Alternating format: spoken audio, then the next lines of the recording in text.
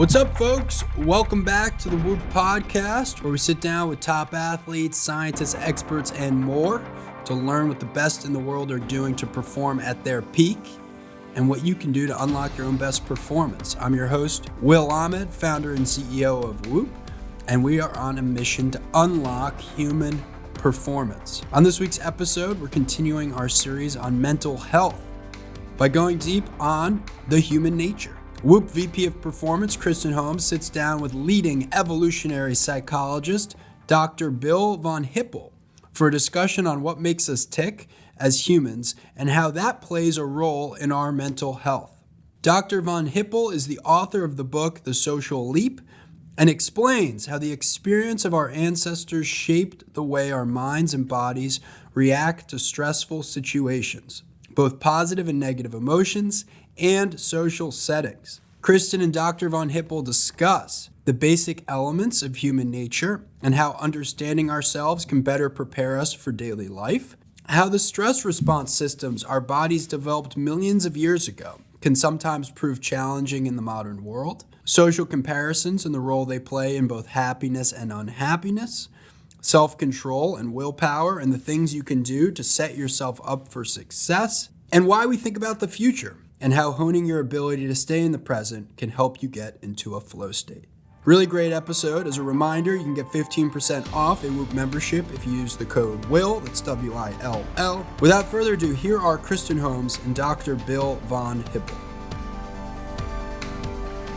Dr. Von Hippel is a leading expert in the field of evolutionary psychology and the author of a beautiful book entitled The Social Leap. In this episode, Bill is going to help us explore the tension that exists between our evolutionary history and a lot of our modern struggles. Bill, modernity creates a lot of noise, and I think evolutionary psychology and the insights it provides, really give us an opportunity to kind of potentially see through this noise in a new way, and maybe with those insights actually become better problem solvers, and I think at a fundamental level, potentially adapt more functionally to the demands of the world. As a place to start, I'd love for you to kind of take us back to the rainforest. What are some of the things that we learned in that transition, and how are those learnings relevant today? It's been about 6 million years since we left our chimpanzee cousins behind, and we left the rainforest for the savanna, and here we were, the sort of chimp-like creature that's meant to live in the trees. We're the king of the canopy when we were chimps, or chimp-like animals, and now suddenly we're thrust on the ground and we're kind of anybody's meal. We're slow and ungainly, and we don't have a psychology that matches that new environment. When we think of evolution, we typically think about body parts, but what we tend to forget about is that our psychology has to match our circumstances as well.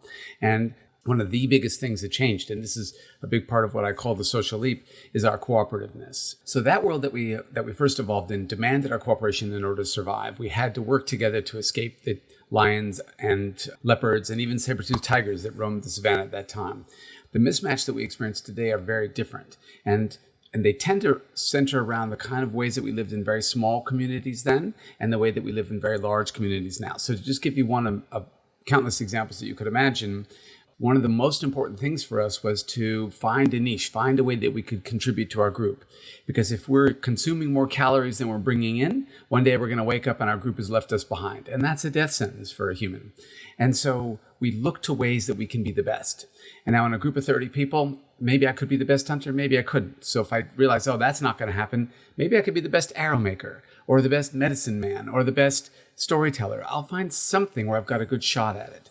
Now imagine trying to be the best at anything in today's world. You look at Facebook or Instagram or just a newspaper, and you're going to see a bazillion humans who can do things incredibly well.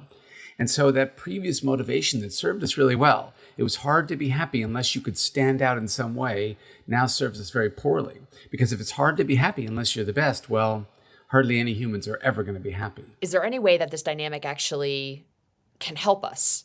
Is there a way to kind of leverage it for good? We can leverage those things, and there's lots of little ways to do it.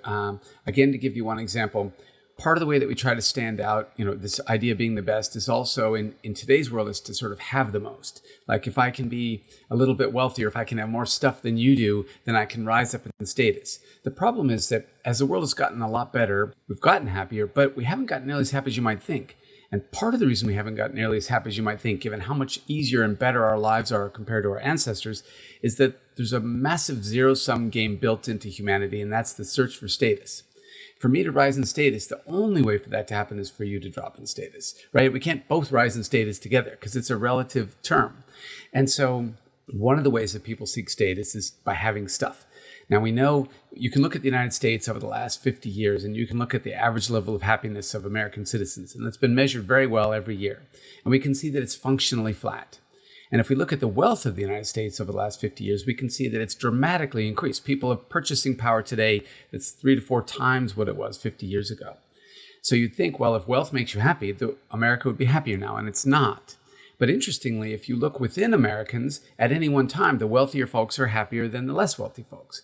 And so it turns out that wealth seems to bring you happiness only when it allows you to rise above others, not when it just allows you to have more stuff. Because if having a color TV made you happier, every human would be happier than they were in 1950 when nobody had one, and we're not. And once you realize that, you realize, oh, well, maybe I shouldn't be trying to search out stuff. Maybe instead, when I'm spending my money, I should buy the stuff I need, and then I should spend my extra money on doing things. Because it turns out, in contrast to owning stuff, doing things actually does make you happy. And it makes you happy in a long-term way that's very counterintuitive. When you go on a vacation, you think, uh-oh, there I went. I just blew all my money and I'm back and the vacation's over and I have a tiny sunburn to show for it. Well, in truth, you don't. You have much more than that. You have the bonding experience that you had with your friends and the people you met. You've got the memories that become part of you. And so we can use that kind of understanding of the mismatch to try to do the things that make us happier today that otherwise are just going to fail. If we spent that same money on a Jaguar, well, very soon we lose interest in it because our neighbor buys a nicer car and now ours just feels cruddy. So let's talk a little bit about social comparisons. You mentioned that. And how have we evolved? You know, obviously there's always probably been social comparisons, right? But how has that evolution happened, and any insights there? Sure. So social comparisons are one of our most unfortunate features as far as human happiness is concerned. And they make us really anxious. Yeah, they do. They make us feel terrible, and they're very, very hard to turn off. And the reason they're so hard to turn off is that social comparisons were critical in what we call sexual selection. And that is the process where members of one sex kind of compete with each other in order to attract members of the other sex. And so if I am going to get a girl, if I'm going to get somebody interested in me in my group of 30 on the savannah, I have to look around and say, well, what are my best prospects?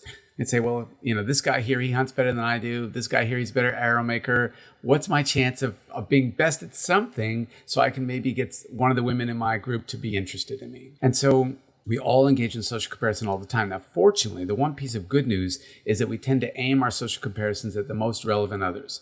And so when I'm trying to decide if I'm doing okay in life, I don't compare myself to DiCaprio, who won an Oscar, or to LeBron, who is one of the greatest ball players of all time, because they're not in my circle of friends, and whoever's going out with them doesn't know me anyway. And so we have the advantage that we compare ourselves more closely rather than just to the whole world. But we have the disadvantage that those comparisons are almost blind to the realities of the people we're comparing ourselves to. And let me give you an example of what I mean. In my high school, the best athlete in my school, the girl who won all the track events, who won all the skiing events, who won every single sport all year long, she was always the state champion. She and I were sitting together. We were good friends, and we were sitting together at the end of our senior year chatting about our regrets. And I was a terrible athlete. And so I just always admired her. I put her on a pedestal, and I said, well, what's your biggest regret about high school? And she said, oh, that I was such a poor athlete. I was like, whoa, what on earth are you talking about? You're the best at everything. And she goes, well, I never made it to an Olympic team. Now, that might seem silly, but 3 of her siblings had made it to the Olympics. And so for her, her local comparison was so outrageously gifted that that's the standard she has to achieve in order to be happy. And so we can be sadly oblivious to the fact that, well, look around the rest of the world, that they're not as talented as that. You don't need to achieve that level. Now, of course, on the positive side, that's probably part of what pushed her to be such a wonderful athlete. On the negative side, she still wasn't happy with those extraordinary achievements. So what's that line between using social comparisons as motivation versus being exposed to social comparisons that, kind of move you or push you into kind of the more anxiety and like depression and sadness?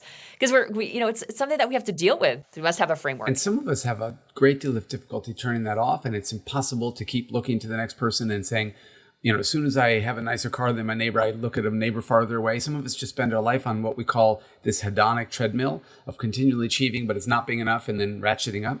But the good thing about social comparisons, though, is that we also can use them to make ourselves feel better. And the fortunate truth is that we have a natural tendency to do that when things go wrong. So when things are going well, they mostly just make us nosy and jealous of our neighbors, which is bad. But when things go wrong, they allow us to say things like, well, okay, so I've got this nasty cancer and I've got to get this horrible surgery. But in the unit that I was in, there were 3 women who are way worse off than me. And so it could have been a lot worse. The distinct example in my own mind, I had a ski accident a few months ago, and it ruined my trip. It was the first day of skiing, and so I couldn't ski the rest of the week. And then we were supposed to, on the way home to Australia, we were supposed to spend a week in Fiji, and I couldn't fly. And so it just ruined this trip. But all I could think of was, gosh, it could have been a lot worse. I could have been paralyzed. I could have really hurt that person that I ran into so much. He could have been hospitalized. And so it just felt like, oh, that's okay.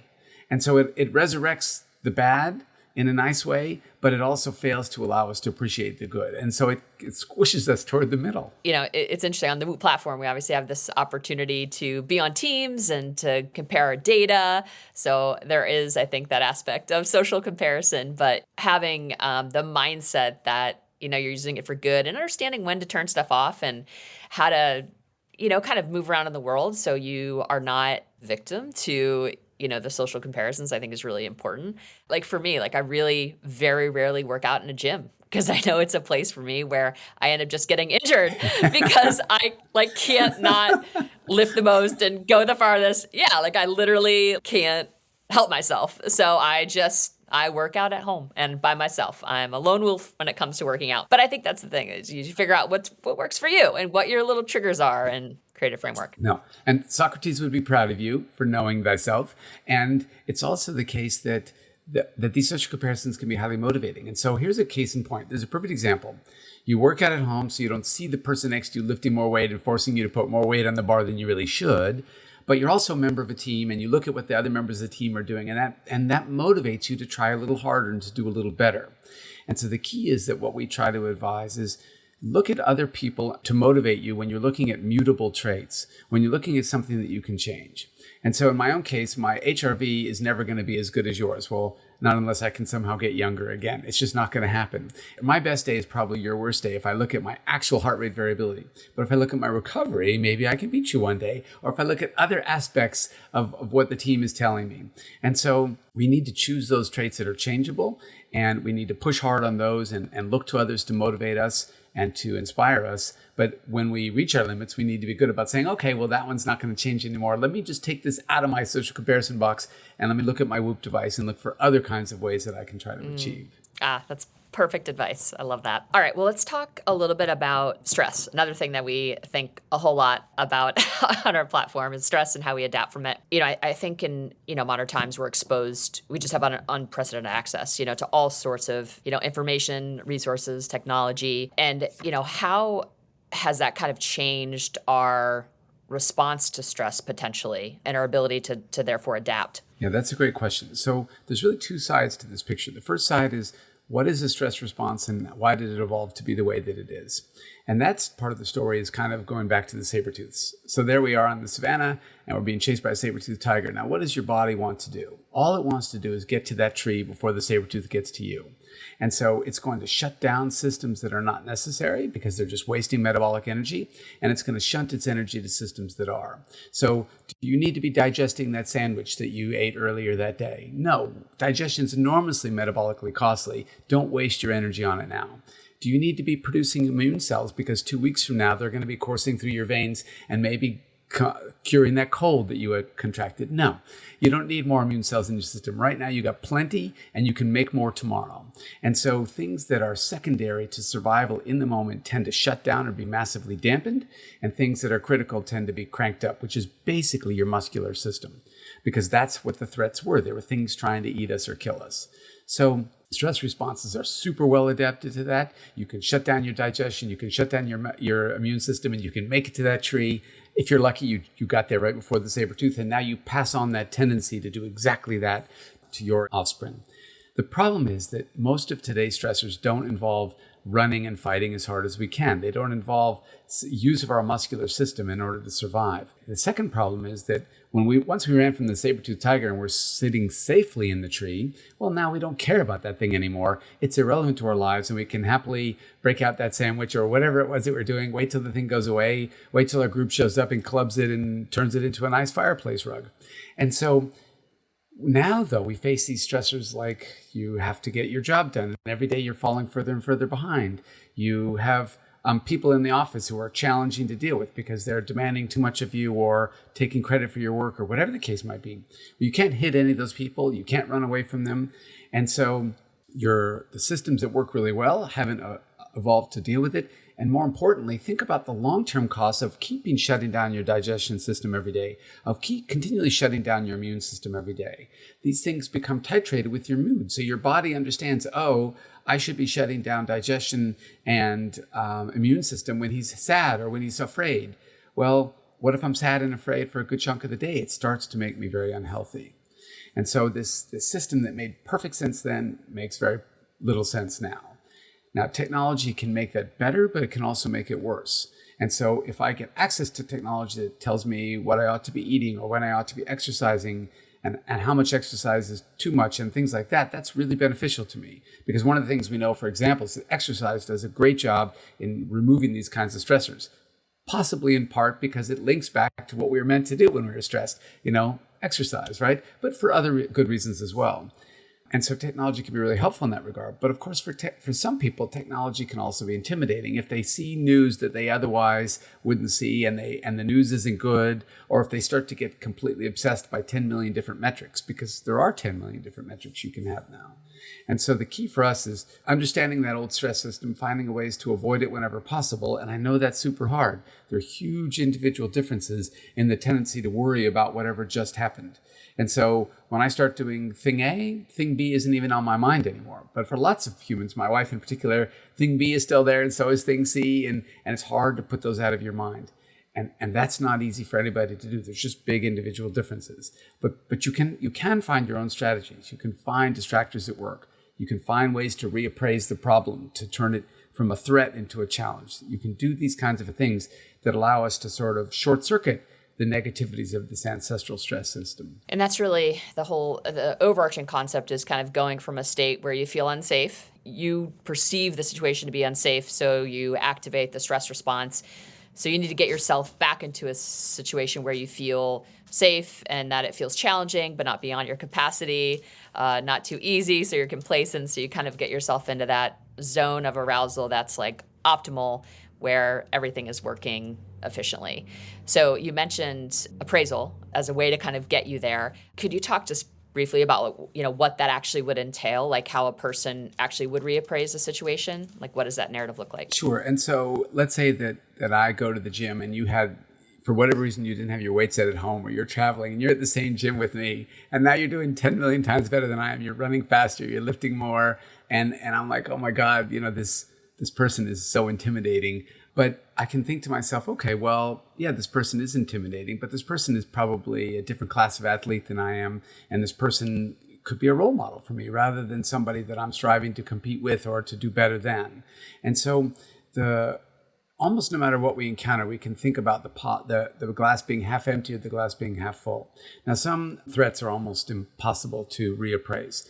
And interestingly, it seems like a small one, but one of the ones that bothers humans the most is if the demands of their job or their family life or the combination are loading more things onto their plate than they feel they can take off in any one day. And so if every day I'm asked to do 7 things and I can only do 6, well, I'm only going to fall further and further behind every single day. And that's a surprisingly stressful thing for most people. And so then the question is, sometimes there's nothing you can do about it. That's just the nature. You've got little kids, you've got this very demanding job, et cetera. And so when there's nothing that you can do about it, that's the hardest possible situation. And so then it becomes less a task of saying, well, somehow I can pull challenge out of this to say, all right, okay, now it's time to prioritize. But that same process works across a lot of domains where you can say, well, how important is it that these 12 things all must happen? Because the truth of the matter is, it's never the case that we have to do everything. We're not We're not trauma surgeons, hopefully. If we are, those of you who are listening, I can't help you, but at least not while you're in the OR. But the rest of us, we can start to step back and say, okay, what here is truly important? What here truly has to happen? What's life-threatening? And what's just things that would be nice? And you just need to get, when you're overwhelmed, you need to get rid of the would be nice, and you just need to do the things that are absolutely important. The problem is that when we're so close to it, it's really difficult to do that. It's difficult to step away and either reappraise and say, well, what are these things I can handle in other kinds of ways versus what are these things are mission critical and just need to be done today. And that stepping back process, the downside of it is that, again, it's an important part of our evolutionary history, but humans evolved to be really good at deliberating, trying to decide. And then once they're done deliberating, they evolved to be really good at implementing and just diving right in. But the problem is that once you're implementing, we've evolved not to go back to the deliberation stage. Because if I decide, let's make me a cheetah in this example. When you watch cheetahs in those wonderful nature films, they'll pick a gazelle and then they go after it. And sometimes they're running right by another one. And it's running as fast as it can, and it looks over and goes, cheetah next to me, and it just peels off. The cheetah completely ignores it. And the reason it ignores it is if it keeps changing its target, it'll never catch any of them. And humans are the same. Once we've made a decision and we're trying to implement it, if we keep changing our goals and our strategies, we'll never achieve any of them. And so that makes it really hard when we're in the midst of it to step back and say, well, I need to re-deliberate and re-choose a path.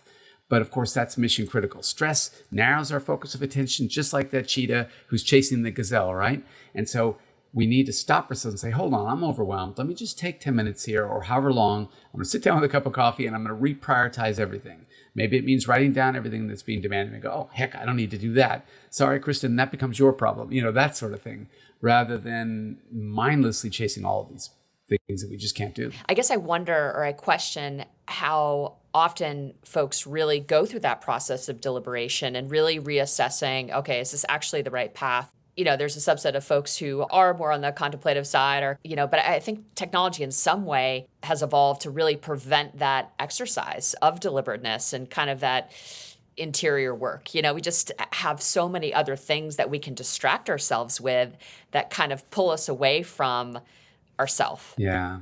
That deliberative work can be really hard. To stare into the abyss of your soul can be intimidating, especially if you don't like everything that you see there. But one of the most important things is to come to accept the things that you don't like that you see there. And so in my own case, I desperately wanted to be a great tennis player. And I gave up on basketball long ago because I'm tiny, but I thought, well, I've got a shot at tennis. And I practiced every single day after school and I worked at it like crazy. And then I realized at the end of this years of doing this, I'm barely making the team. I'm the last guy who maybe gets to play, maybe doesn't get to play. This is not a good use of my time. And it was not a comfortable moment staring in the abyss of my soul. And what prompted it was my little brother, 4 years younger, started to get a lot better than I was. And I realized this is just not for me. It's super hard to say things aren't for you, especially when you've invested a lot of time and energy in them. And it could be relationships. This person's not for me. It doesn't mean they're a bad person. It just means you're not a good match. Of course, they could be a horrible person, but you need to face that too. It could be that this job is not for me. This city is not for me. What I'm struggling with. I wanted to be a doctor. This is not where my talents lie. There's a million things that it's very hard to confront those things because they require a massive redirect. But I would say that if you find yourself not happy and you think, oh, I just need to do X, and then you've got X and you're still not happy, that's the time to hit pause and step back and try to reassess everything. And sometimes they're the things that are closest to us that we just don't notice. This sort of standard aphorism, the fish doesn't know what's in the water, right? You're surrounded by it, you don't feel it anymore. And those can be the hardest things to reappraise, but they're often the most important ones. So we hear a ton that, kind of staying in the present is really important. If we're ruminating and thinking a ton about the past or the future, like that's when anxiety can creep in. But that's not always the best advice. I heard you say this one time, and I'd love for you to elaborate on that. When is that good advice and when is it not? And the evolutionary story is very interesting on how we can actually think about the future and how important that actually is. It's a great case in point because our capacity to simulate the future is one of the greatest gifts that evolution gave us. And to the best of our knowledge, there's no other animal that can do this. And so, for example, my colleagues John Redshaw and Thomas Sudendorf invented this really cute experiment where they drop a candy or a fruit in a tube that splits at the bottom into two directions, and it will randomly come out either side. And once a kid gets to be 3-4 years old, they always just put both hands out because of course they want whatever's being dropped down the tube and they know it might come out one side, but it might come out the other, right? A chimpanzee can never learn that. It constantly just puts one hand out. Now, it doesn't seem like rocket science, right? How could you not see that half the time when you put one out, it came out the other side? And interestingly, every once in a while they'll put out two hands and then they stop doing it. It's like they didn't figure out why they were doing that. And so it turns out that no other animal, to the best of our knowledge, maybe there's something out there in the deep sea somewhere, but no other animal has the capacity to envision mutually contradictory futures. We're the only ones that can do that. And that's an enormously valuable skill because it allows us to start planning for a future. We can make these contingency plans. If Kristen does X, I'll do Y, but if she does Y, I'll do Z, that kind of thing, right? And so what that means is that unlike all other animals, if we have something complicated that we need to do, we can achieve that in a way, even if it took months of planning, we can achieve that in a way that nothing else can because they have to enact it and give it a go. And so we know that as long ago as probably Homo erectus, so almost 2 million years ago, is when we probably started hunting animals that were way larger and way stronger than we were because we could plan and they couldn't. And so you can bring down a mastodon if you can scare it into going over the cliff on accident or doing those kinds of things, right? And so it's one of the greatest gifts evolution gave us. It gave us this massive front to our head and it took away all of our big muscles and claws and fangs because this works way better than that other stuff does. Well, the problem with all that is therefore that what that means is that we tend to live our lives in the future and not just the future.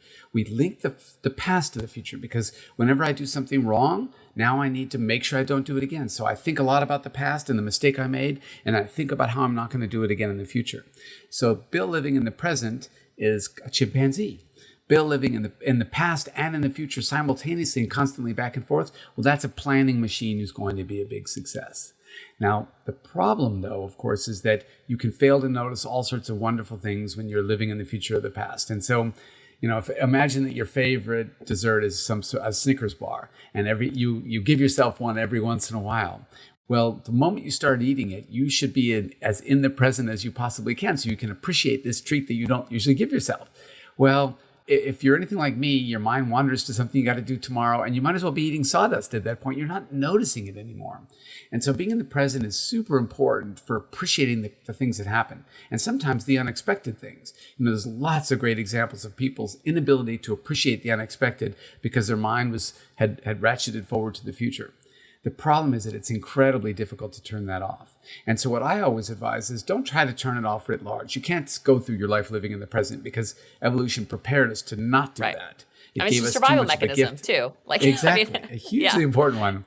Instead, make times where you know that you're going to do something that's really important to you, and then you want to be as focused about being in the present as possible and put everything else out of your mind. No past, no future. You're engaging with your small children. You're having this delicious meal. You're doing some sport you really love. I mean, that's one of the things that we talk about when you're in a flow state. What that means is you're lost in the present. You don't feel yourself at all anymore. And so it's when the world demands your attention, when it's a challenge but not a threat, that's our best chance of living in the present. I think a lot of the conversation is really around trying to, inoculate ourselves from stress. As you've outlined, stress isn't necessarily a bad thing, right? We have this opportunity to reframe it and put it into a context where we can use it, productively.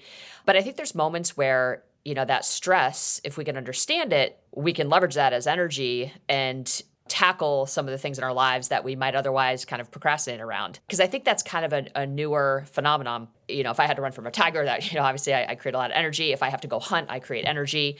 If I'm anxious about not having food, I create energy, and that gets me out and moving. I think today sometimes, because these threats aren't as obvious, we tend to try to mute or subdue that stress response, with all sorts of things that we have access to, whether it's scrolling through our Instagram or going to the fridge and having, another whatever it is that I like to eat. Maybe just talk a little bit about that dynamic and how people can think about those stress responses in just I think a healthier way, and really thinking twice before, they're kind of choosing one of these fixes that, aren't actually going to be serving them in the long run. Yeah, that's a great question. And in my mind, there's two significant sources of these kinds of stressors. And again, they're uniquely human. And so if we come back to the discussion we just had, our capacity to simulate the future also means that we have a capacity to imagine how it might go. And so Our dogs don't worry about tomorrow because they're not capable of thinking about it. But we worry about tomorrow because we know that it's going to happen, and we know that these 6 things could go wrong. And so it allows us to prepare for those 6 things, which is super important. And evolution really wants us to do that, right? That's what enables us to survive. But it also can make us really upset and stressed and worried. And then we have the added double whammy, so to speak, that lots of bad things that are going to happen whether we prepare for them or not. And so, for example, we will all eventually die. And there's all sorts of things that are there for potential stressors that are just unavoidable. And then that's half the problem. And that's a pretty big half. So we're unique in that we're faced with that problem. But then we're also, our capacity to reflect back on the past is a significant source of stress. And it's a source of stress, again, that other animals can't do. But again, it's also an advantage. Let's imagine that you and I are at a party and I say something really mean to you on accident. I didn't know that was true about you, or I just said something rude because it just came out.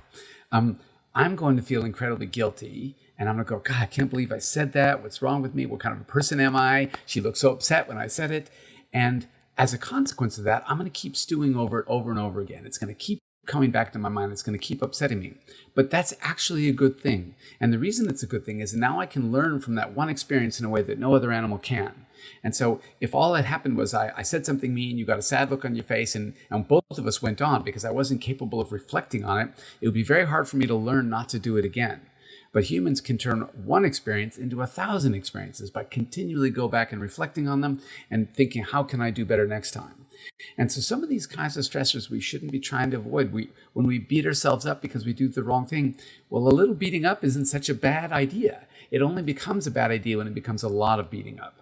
And so from my perspective, if you're feeling bad about something you've done, well, good, you shouldn't have done it. But if you're feeling like it's inescapably bad, or that suggests you're not a great person, and therefore it changes your entire understanding of yourself, well, then not good. What you always want to do is separate the actor from the act.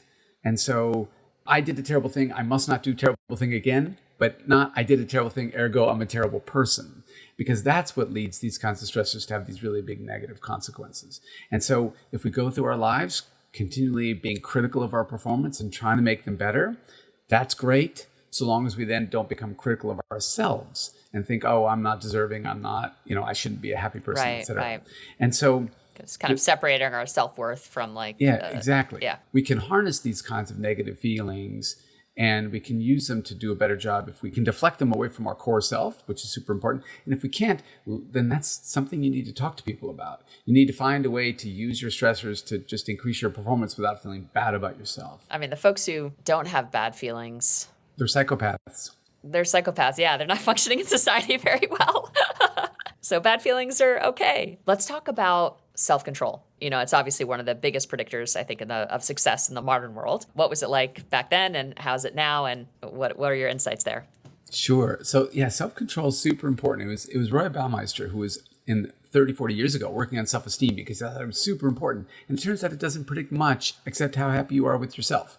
Self-control, on the other hand, predicts how life goes. People with good self-control become a success. People with poor self-control don't, almost always. And so the question then is why is it so important? Well, the world we live in now is very different from the world that we used to live in before. And so our ancestors never had to engage in the kinds of self-control that we engage in today. They weren't farmers. Every single day, whatever you killed today was what you ate today because you don't have a refrigerator. And so if you kill a giraffe, we all feast like crazy. If you kill a wombat, well, we're all going to have a little snack, right? And so you don't worry about tomorrow in your physical life in the same way that we do today, where we've got retirement plans and where we've got diets and we've got all of these things. When our ancestors encountered fat, salt, or sugar, they ate it as fast as they could because there was never enough of it. And so we've evolved to not have brakes on that desire. We've evolved to only want to consume and not want to stop. And so suddenly we are in a world where our ancestors they never once used self-control to say, no, I won't have seconds. Thank you. That just didn't happen. Those words never crossed their lips. And so but because fat, salt, and sugar are everywhere, we have to use self-control to stop ourselves from over-consuming. Similarly, all men and women evolved a preference for sexual variety, because if you put all your eggs in one genetic basket, maybe the world changes a little bit and the offspring you've created aren't going to be as resilient to that new world. And so both men and women, particularly men, but both, have a little bit of a roving eye.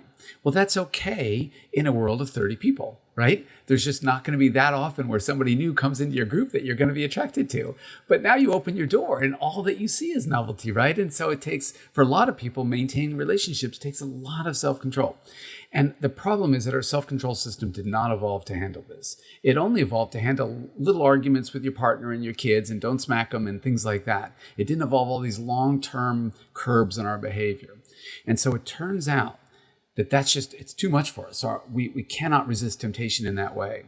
So it turns out that when we look at people who are really good at self-control and what they actually do, they don't have more willpower than the rest of us. They're better planners. They create a world in which they don't have to exert their willpower. So the chocolate cake is never in the fridge, or they're not at the bar at 2 a.m., or they're not, they don't do the things that are their own personal problems. That's me.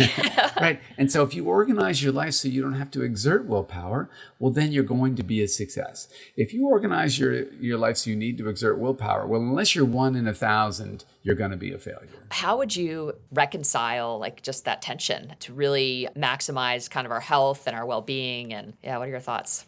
Yeah, these things are super hard. And there's kind of two answers. One is being forgiving, because human beings did not evolve to have the kind of self-control in the immediate circumstances. Our ancestors who had iron wills, who didn't eat more and who didn't run off with the new person in their group and sneak off away from their partner, well, they left fewer progeny behind. And so those traits kind of disappeared. We didn't evolve to have an iron will. We evolved to have really good planning. And so I can avoid temptation really well. I resist it very, very poorly. And if you know that about yourself, you can be self-forgiving when you do the wrong thing. And so as a rule, I won't order dessert because I'm going to eat it. If Courtney, my wife, makes brownies and they're sitting there, I'm going to eat them. It doesn't even matter if I'm hungry. And so I just don't want them in the house. But then that makes me super forgiving if I go out and you order brownies and then I hoover half of it up. I'm like, so it goes. I didn't have control over the presentation of that option, and I can't resist it when they're there. And if you understand that about yourself, and you understand that's what human nature is for 99.9% of us. There's that 0.1% who has iron will, who can sit there with all the temptations of the world and do nothing. Some kind of ascetic monk or something. But the rest of us just can't do that. We didn't evolve to be able to do that.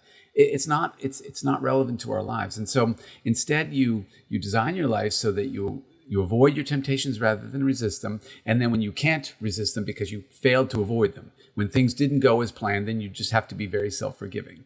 And if that keeps happening, you need to reorient your life. Say, well, all right, let me take that TV and throw it out the door. No one's allowed to bring brownies into the house anymore. Whatever the rule is, you just change it if it's not working. But you change it in a self-understanding and self-forgiving way, because it is absolutely not your fault. We did not evolve to be able to do this. Okay, well, this is a good segue then. What is actually a fair ask of humans? What are we actually capable of? What are we not capable of? Yeah, so that's a great question. One of the things that we're not capable of is not feeling jealousy and envy and these kinds of corrosive emotions. They evolved there for a reason. Prevents us from letting our spouse stray. It makes us motivated when we see across the street they've got better things than we do, but they're unpleasant feelings, and nobody even, you don't like them in yourself, you don't like them in others. We just don't like those feelings. We can't escape them.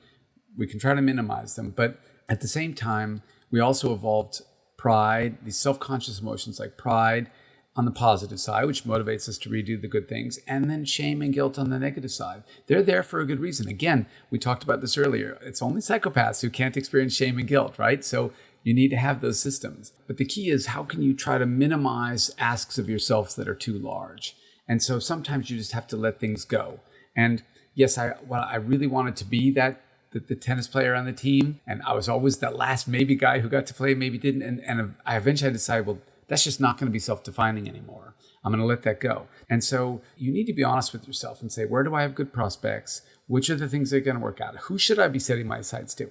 If I set my sights on you and say, I'm going to be as good of an athlete as Kristen, I'm going to be a sad person every single day for the rest of my life.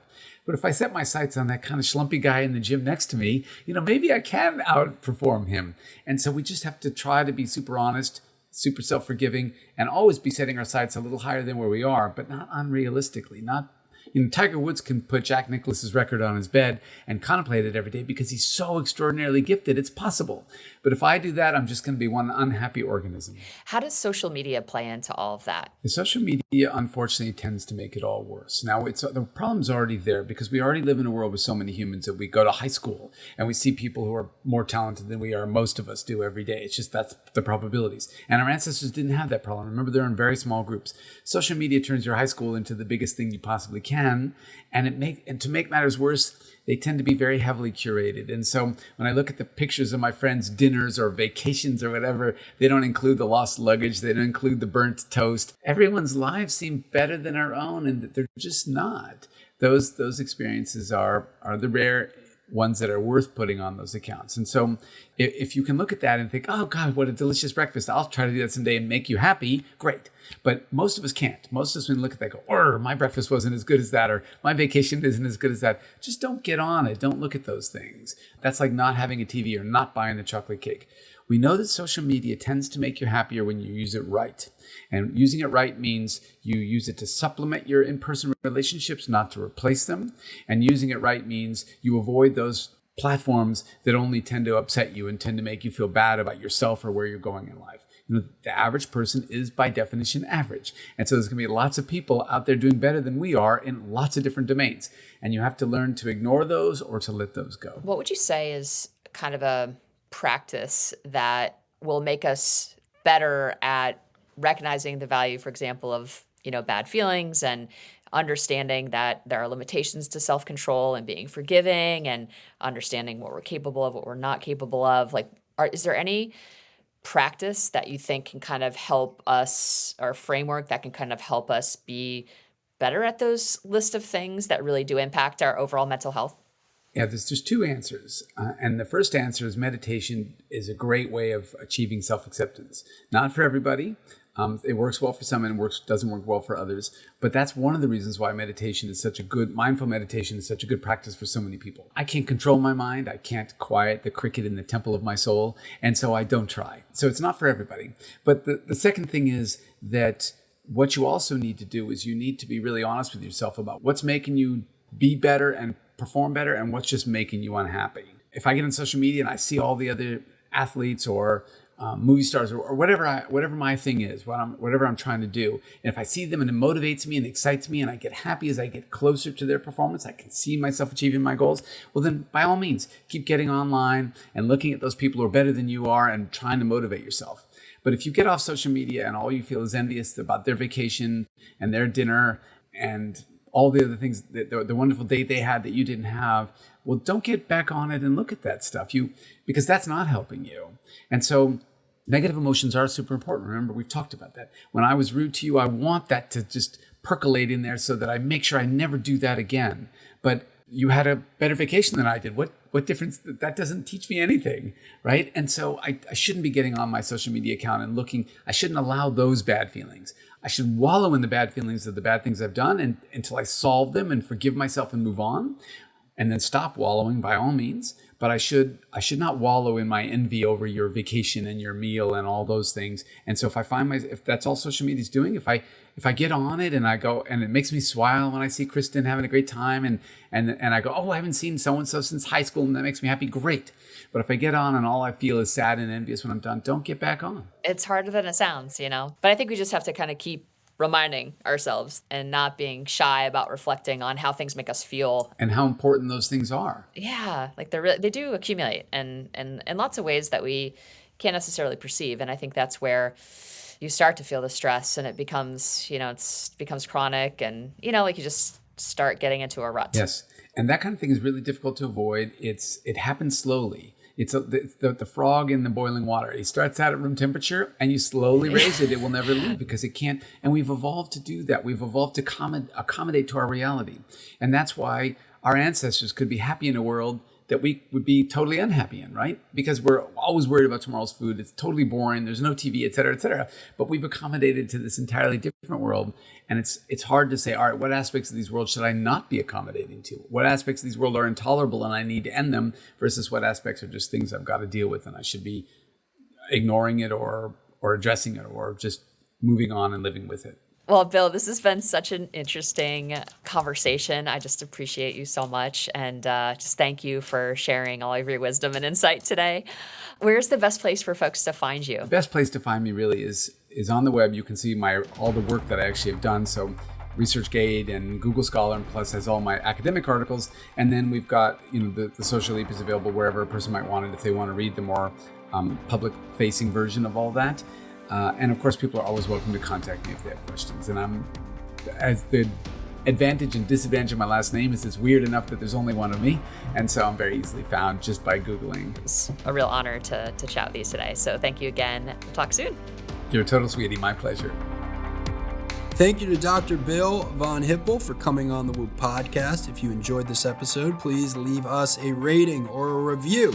Subscribe to the Whoop podcast. Check us out on social @Whoop, @Will Ahmed, and you can get 15% off a Whoop membership if you use the code WILL. With that, I wish you all a very great week. We'll be back next week. Stay in the green.